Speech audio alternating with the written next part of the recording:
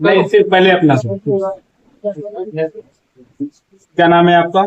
मैं हरपाल सिंह जग्गी, अध्यक्ष All India Sikh Punjabi Welfare Council, कारवाक अध्यक्ष, लखनऊ गुरुद्वारा प्रबंधक कमेटी। आज किस संबंध में प्रेस कॉन्फ्रेंस कर रहे हैं? आज जो ये प्रेस कॉन्फ्रेंस आहूत हुई है, जो कि गुरुद्वारा पूरनपुर में आहूत हुई है, और मेरे साथ गुरुद्वारे के अध्यक्ष सरदार रणजीत सिंह जी और उनकी पूरी टीम यहाँ पर बैठी है। आज जो ये प्रेस कॉन्फ्रेंस हुई है, ये विशेषतः जो धर्मांतरण जो आप देख रहे हैं तराई क्षेत्र में हो रहा है, और मुख्यतः जो पीलीभीत की ग्राम सभाओं बलहार, टाटलगंज, बम्बनपुर और अन्य क्षेत्रों के अंदर जो ये कन्वर्जन हो रहा है, जो कन्वर्जन नेपाल के रास्ते से होके आ रहा है। नेपाल के रास्ते से प्रोटेस्टेंट्स जो पादरी हैं, जो यहाँ के नहीं है, नेपाल के, वो 2012 से और 2020 से प्रबल रूप से यहाँ पर कन्वर्जन के कार्य को करते आ रहे हैं, जिसमें टाटलगंज, बल्हा, बम्बनपुरी, इन क्षेत्रों में जो संख्या लगभग सिखों की 20 से 22 हजार है, हजारों की संख्या में कन्वर्जन हुआ है। और इसी श्रृंखला के अंदर हमने फरवरी के अंदर यहाँ गुरमत समागम कराया था, ताकि सिख इतिहास का प्रचार हो सके, और स्वेच्छा से 30 लोगों ने अमृतपान किया। और उसके बाद निरंतर समस्या सिख समाज के ऊपर बढ़ती चली गई।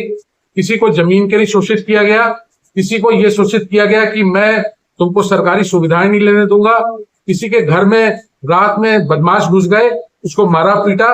और इस संबंध में हमने जो है अपनी फरियाद माननीय मुख्यमंत्री उत्तर प्रदेश योगी श्री आदित्यनाथ जी को, माननीय उप मुख्यमंत्री श्री ब्रजेश पाठक जी को, सांसद ब्रिजलाल जी को, कृषि मंत्री बलदेव सिंह ओलख जी को, राजेश्वर जी को, सम्मिलित रूप से इन सब जगहों पे हमने याचिका अपनी दी। हमने उत्तर प्रदेश सरकार में अपनी याचिका दी कि इस तरीके का धर्मांतरण हो रहा है, जो नेपाल के रास्ते से हो रहा है, केवल उसको धर्मांतरण की दृष्टि से ना देखा जाए। देश की आंतरिक सुरक्षा इसमें खतरे में है, क्योंकि नेपाल द्वारा जो ये धर्म परिवर्तन कराया जा रहा है प्रबलता से, उसके पीछे विदेशी एजेंसियों का हाथ है। और हमारी बात को सुना गया, और बात को सुनते हुए स्थितियों का अवलोकन किया गया, और 8 लोग जो टाटलगंज से हैं उनके खिलाफ जो धर्मांतरण में जो उनके खिलाफ मुकदमा चलाया गया, और उनके खिलाफ FIR आज की डेट में दर्ज। और कितने लोगों ने तहरीर दी है? इसमें कई लोगों ने जो भी है, बलहा की पूरी कमेटी के यहाँ पर एफिडेविट है। बलहा की कमेटी जिसमें कि उनके अध्यक्ष सरदार गुरदयाल सिंह जी, सरदार जरनैल सिंह जी, सरदार परमजीत सिंह जी, और जितने भी सदस्य हैं यहाँ पर उनके हैं, मैं सबके नाम नहीं ले रहा हूँ।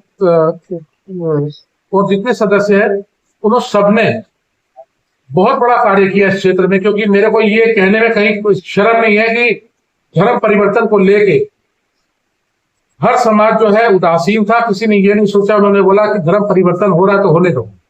पर आपके समाचार पत्र के माध्यम से, आपके चैनल के माध्यम से मैं ये बताना चाह रहा हूं कि जबरन धर्म परिवर्तन, संविधान इसकी इजाजत नहीं देता। स्वेच्छा के मुखौटे को पढ़ा के आप धर्म परिवर्तन नहीं कर सकते। आज जो पंजाब में आपने धर्म परिवर्तन देखा, और यहां पर जो धर्म परिवर्तन देखा, उसमें एक सबसे बड़ा कारक है अंधविश्वास। अंधविश्वास से जुड़ता है हिप्नोसिस, सम्मोहन, और उससे साथ जुड़ती है चंगियाई सभा। मैंने किसी के हाथ लगाया, वो ठीक हो गया, उसको गुरुद्वारों पे यकीन कम हो गया, उसको मंदिरों पे यकीन कम हो गया, उसको लगा कि इस तरीके से ठीक हो जाएगा। दूसरा कारण है जो हम सबको देखना है, सरकार को ही केवल नहीं देखना, वो निर्धनता।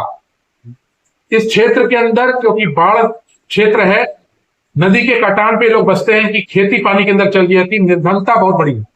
निर्धनता के कारण यहाँ पर हुआ है। यहाँ पर शिक्षा का अभाव है, शिक्षा के कारण हुआ। यहाँ पर साधन आने का अभाव नहीं है, यहाँ पर रोड से अच्छे नहीं है।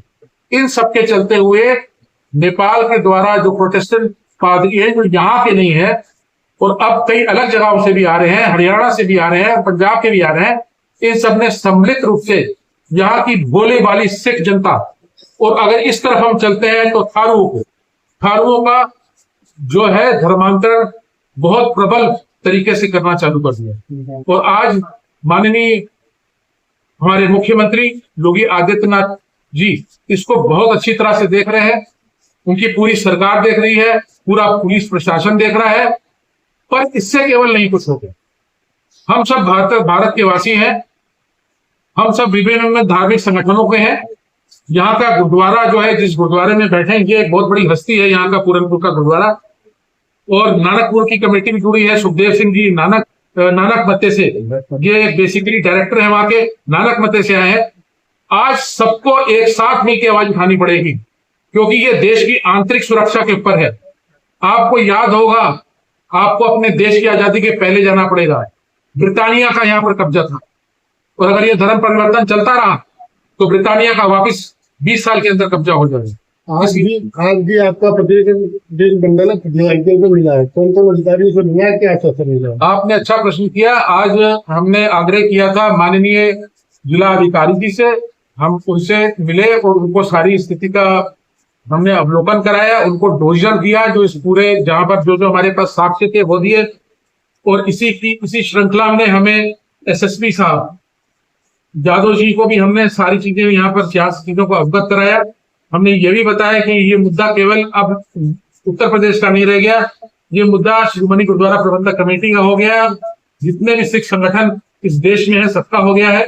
और सबकी ये आवाज है कि जो ये असंवैधानिक रूप से जबरन धर्म परिवर्तन कराया जा रहा है, जो लोभ पर आधारित है, अंधविश्वास पर आधारित है, ब्लैकमेलिंग पे आधारित है, इसको तत्काल बंद कराया जाएगा और कराया जाए।